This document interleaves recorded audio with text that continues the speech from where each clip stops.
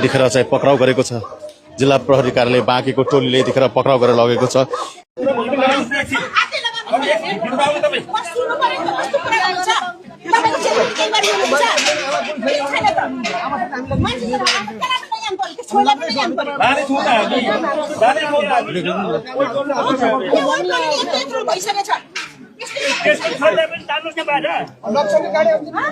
गाडी आउँदैछ त यता आउँदैछ त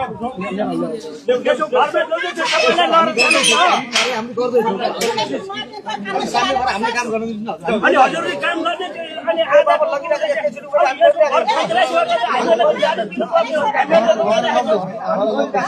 हामीले किन रोक्ने नि जानु नदिने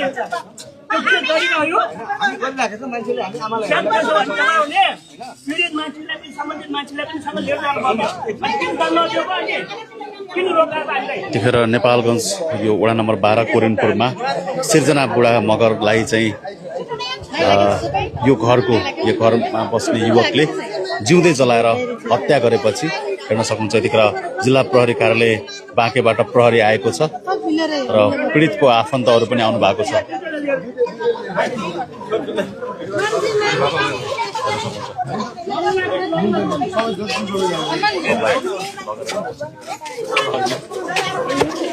यतिखेर चाहिँ पक्राउ गरेको छ। जिल्ला प्रहरी कार्यालय बाँकेको टोलीले यतिखेर पक्राउ गरेर लगेको छ। हिजो राति करिब 11 बजेको समयमा सिर्जना बुढा मगर र गर्लफ्रेन्ड बोयफ्रेन्ड भन्ने कुरा आएको छ, लिभिङ टुगेदरमा बस्ने भन्ने कुरा आएको छ।